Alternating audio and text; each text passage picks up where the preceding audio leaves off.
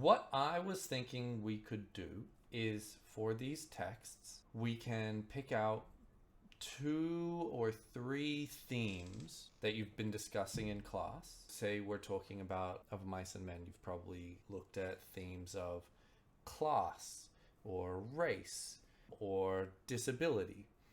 And I want to know what you think the message in the text is about whichever themes we choose. And then I'm going to be a bit mean. And I'm going to say, I don't believe you.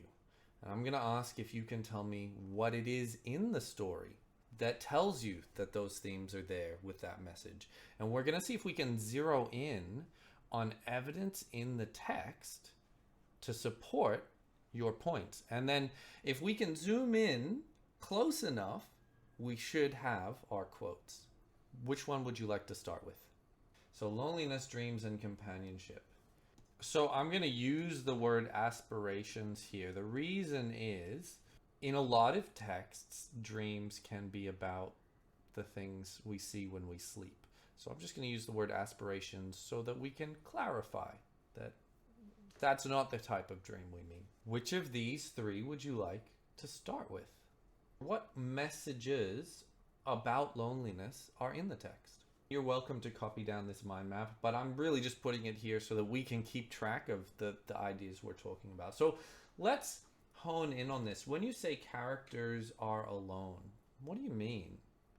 When you say they're alone, you don't necessarily mean that there's no one around them physically, but that they lack people who are close to them emotionally or socially. Can you give me an example of a character like that? Can we find that?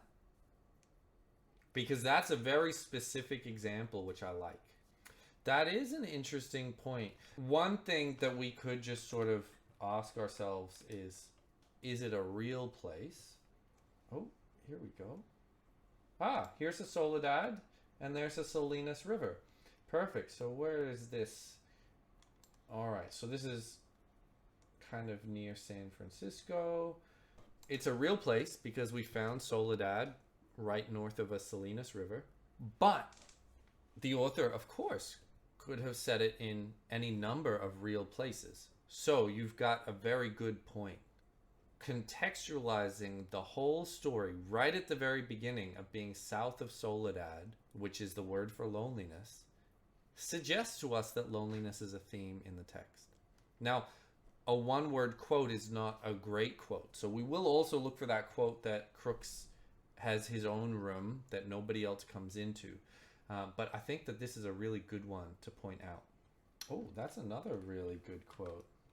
Guys like us that work on ranches are the loneliest guys in the world. They got no family. They don't belong no place. I like those 2 short sentences that come after as well. You could maybe take this quote and write it as guys like us, ... Because the that work on ranches doesn't necessarily contribute to what we're saying. We can say guys like us, ... are the loneliest guys in the world, full stop. They got no family. And then maybe you could add on the they don't belong no place. But that makes your quote a little bit uncomfortably long. Guys like us are the loneliest guys in the world. They got no family. That is a very powerful quote for loneliness because it's so explicit. Chapter 4 starts with this long section about Crooks and his room. The reason I'm pulling your attention here is what you just read out could be used, but it's not necessarily saying people don't go into his room. He should be in charge of who goes into his room.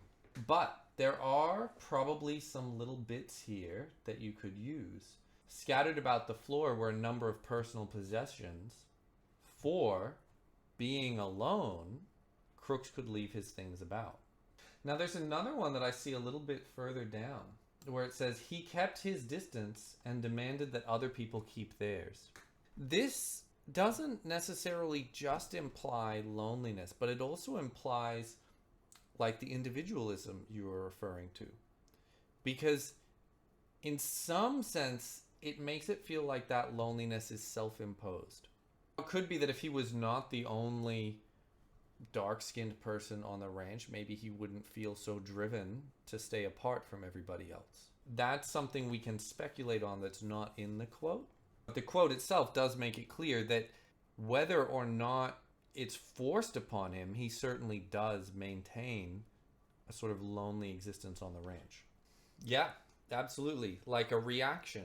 You know, he's been to some extent offended by the way he's treated, and so he mirrors that treatment back. That sense of offense is something that he's trying to project back, right? They say I stink. Well, I tell you, you all of you stink to me. All right, we probably have very easily accumulated a few quotes about loneliness. How about we move on to the next thing? Rugged individualism. Well, we already kind of have a quote that works for that as well, in fact. What else in this book tells you about the rugged individualism? Found it. Yeah, so there's an interesting line that comes after that. I never seen one guy take so much trouble for another guy. And so the implication of that is you got to look out for yourself. And if someone else is a liability, if they're unable to look out for themselves, then it's only a disadvantage to you to have to look out for them as well, because they can't look out for you if they can't even look out for themselves. I'm assuming you finished reading the text. You can see that doesn't really have a happy ending. Yeah. There's a bit of an era of American literature that was all about the American dream, and it all is like nothing happens and then there are some deaths at the end, and it adds enough significance to the plot that people put up with the fact that nothing happened through the rest of it. I think that the point of rugged individualism, and this is a bit of a theme that you can kind of take with all the points, is you can look at both how your quotes support that idea. You can also look at ways in which your quotes might contradict that idea. So we have in this scene quotes that indicate that being an individual and looking out for others is not expected. It is contrary to sort of the cultural norms. But we can also look at quotes that indicate the opposite. George justifies why he's traveling with Lenny, and there's a few reasons. One is that he's given his word that he would. In some ways, there's a bit of individualism in that, right? Because it's, you know, he's doing it because he said he would, or he was asked to. Absolutely. So I think that one of the interesting things is it shows the value of teamwork and the way that, you know, some people have different things to contribute. And if you judge everyone by their intelligence, then you will lose the benefit of someone's strength. And if you judge everyone by their strength, you might lose the benefit of somebody's intelligence.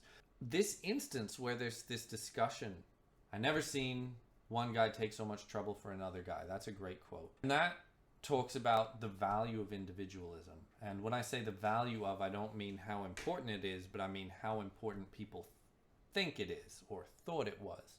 On the converse, we can also see things here about the value of teamwork. By working together, George and Lenny are able to offer more to the ranch than either one of them could alone. Similarly, you made a fantastic point, which is the way in which we derive meaning from our contributions to those around us. I never seen one guy take so much trouble for another guy. I think that's a great quote. I think I told his old lady I'd take care of him is a good one. So is, you could have, you know, ... but he can do anything you tell him. I like that maybe everybody in the whole damn world is scared of each other. I also like the following one. It's a lot nicer to go around with a guy you know. I'm trying to think how to pull out a specific quote from this paragraph here. It's a little bit tricky, but I really like what we've got. We kind of look after each other. That says a lot.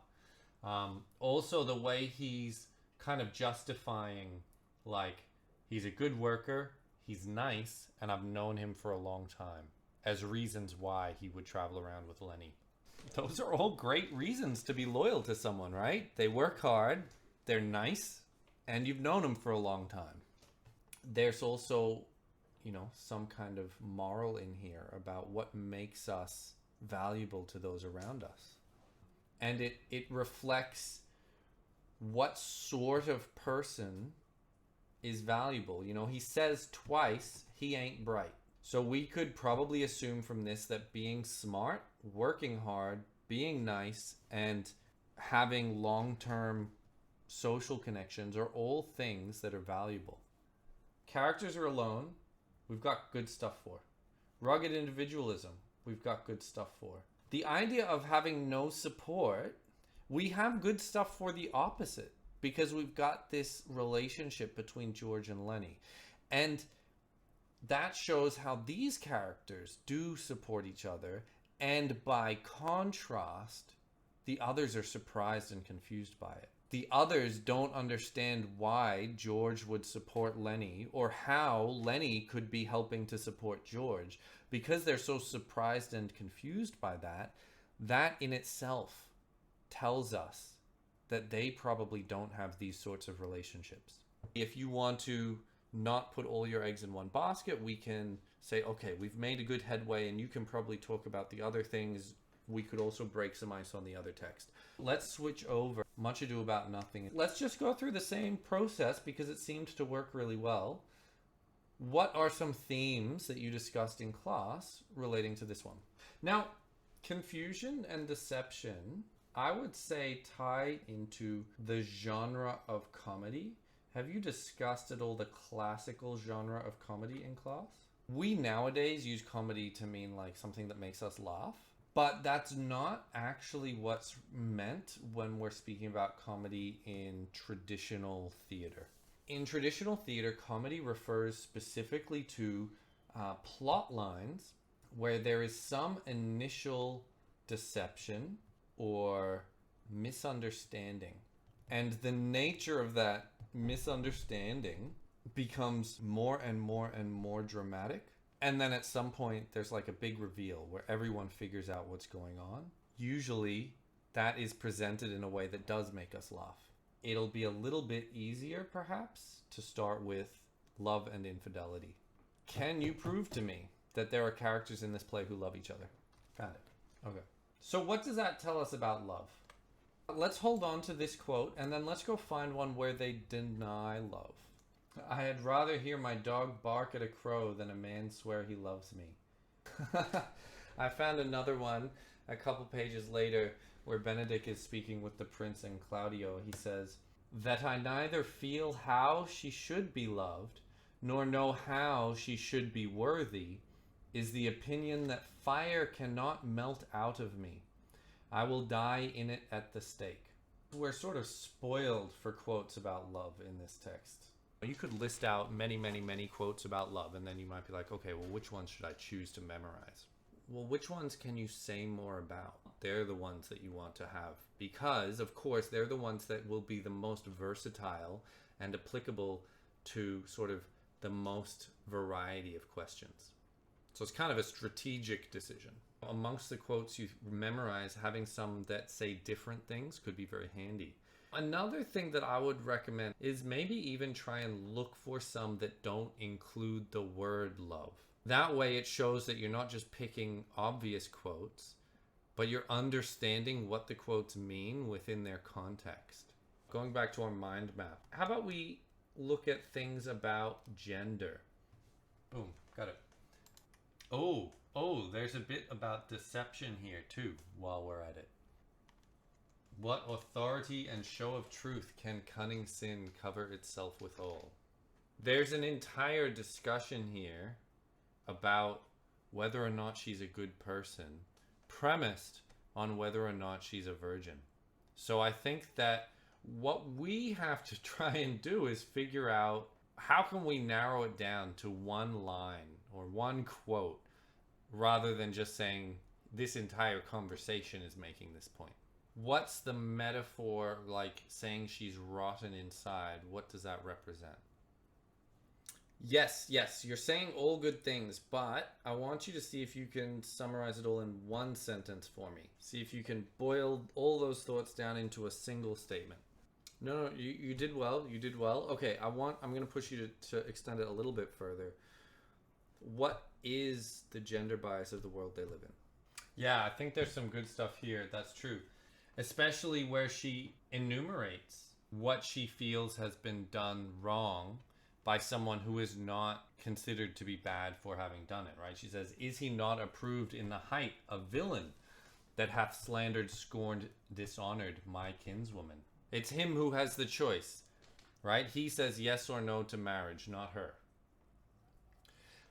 You know, I'm just scanning here and I see another quote, which is really good because it expands the discussion of what it means to be a woman or a man into what it means to be feminine or masculine. And that's where she says, "Oh, that I were a man, or that I had any friend who would be a man for my sake." In other words, I can't fight him. I can't duel him. You know, this was sort of someone offended the honor of yourself, or someone that you know, you felt their honor was attached to yours, you would challenge them to a duel. But as a woman, that was not right for her to do. But she felt, oh, you know, if only there was someone who would be a man for my sake. She's not even saying if only there was a man who would fight for me, but if only there was someone who would be a man for my sake. And so here, what it means to be a man is not necessarily being male, but standing up for the honor of yourself and those you love and defending that honor. Yeah, that's a heartbreaking line, isn't it? And then he says, "I love you. By this hand, I love you." And she essentially says, you know, well, don't use it to swear that you love me. Use it to go and fight for me. And he actually rises to the challenge. Do you really, really believe that she has been wronged? And she says, yes. And he says, okay, I will challenge him. I actually feel that there are lots of really good quotes for these themes. When we did it, I definitely didn't think, okay, well, let's just sit down, look at the book, and find the quotes. It's always about, it's kind of like, you know, when you have a roll of sticky tape, you have to kind of go with your fingernail around the outside till you find the bit that you can pick at. And then once you've got that, it's easy to pull. And that's sort of what we did by starting with a mind map. We sort of figured out, okay, well, where are the little, you know, strings that we can start to pull to unravel this problem? Having the same quote as someone else does not at all count against you. Having a quote that no one else has does not count in your favor. What makes your writing better or worse is all how you use the quotes. Having other people to share ideas and discuss with, everyone wins.